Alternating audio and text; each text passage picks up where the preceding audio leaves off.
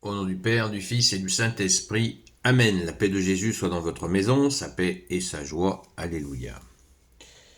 Nous lisons le Saint-Évangile selon Saint Luc, chapitre 13, versets 18 à 21. Que ta parole, ô Jésus, rentre dans mon esprit, que ma bouche proclame ta parole et que mon cœur l'accueille. Amen.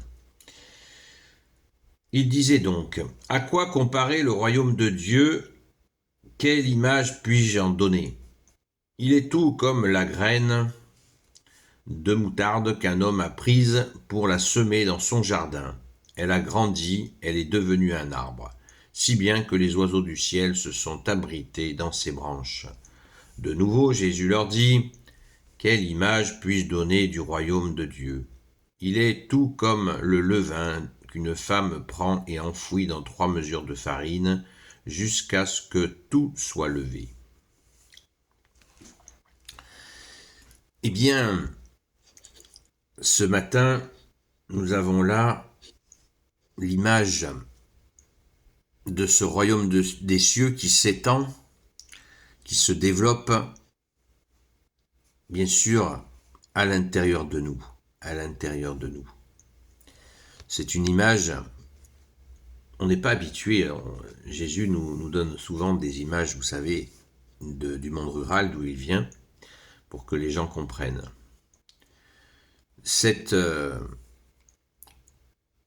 Jésus nous dit, là où est ton cœur, là aussi est ton trésor. Jésus nous dit, si vous faites ce que je vous dis, mon Père et moi viendrons faire notre demeure en vous. Ça, c'est d'autres séquences d'évangile. On écoute toujours l'évangile avec d'autres lectures, d'où l'importance de le lire et le relire en entier.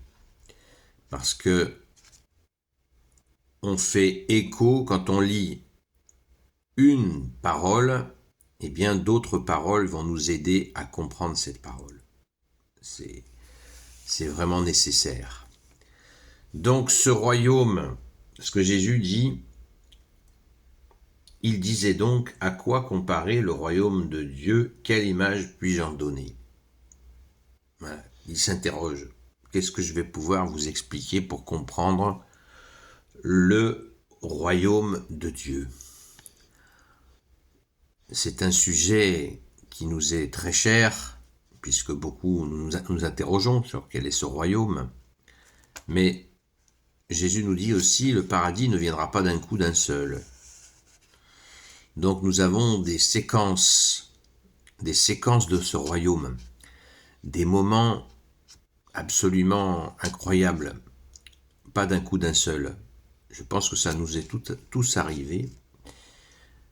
Un moment de bonheur entre terre et ciel, un lever de soleil, un coucher de soleil, un moment dans la nature où nous avons senti la puissance de Dieu, le Père, le Fils, Jésus, le Saint-Esprit.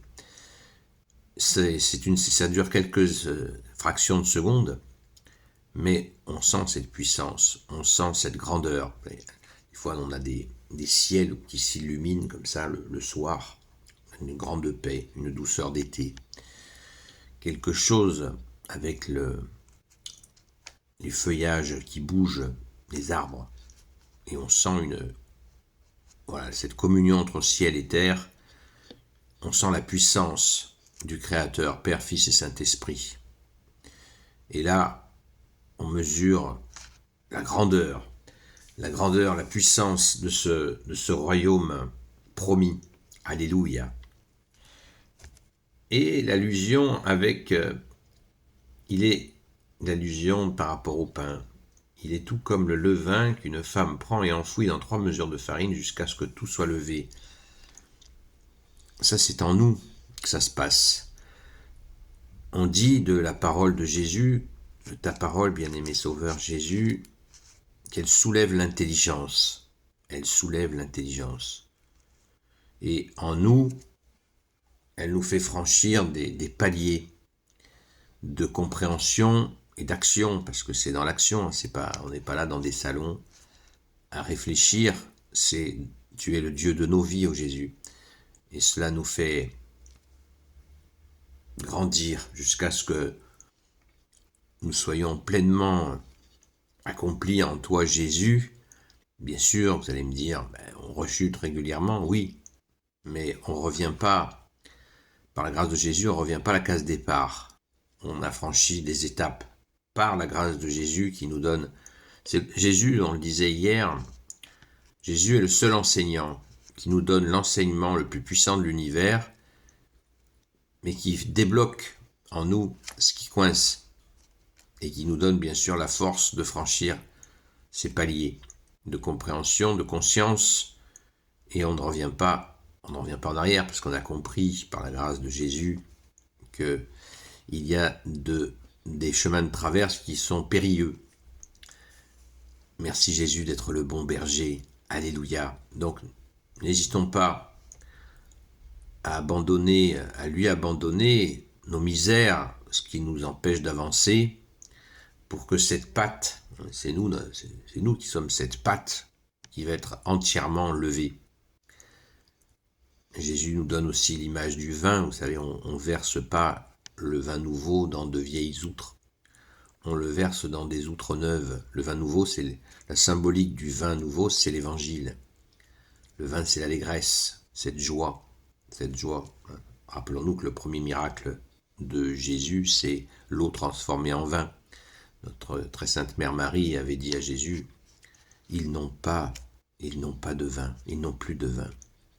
Ça voulait dire que dans l'Ancien Testament, ils n'avaient plus de joie.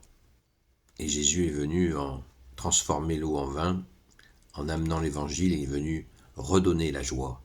Merci Jésus, cette joie de accueillir l'amour, la justice, la miséricorde que tu es Jésus. Alléluia. Gloire soit au Père et au Fils et au Saint-Esprit, maintenant et toujours et pour l'éternité. Amen. Ô Jésus, toi qui peux tout et qui portes tout, toi le Sauveur, toi l'Emmanuel, je te confie toutes celles et ceux qui regarderont cette vidéo, ainsi que leurs proches, selon ta seule volonté, ô Jésus.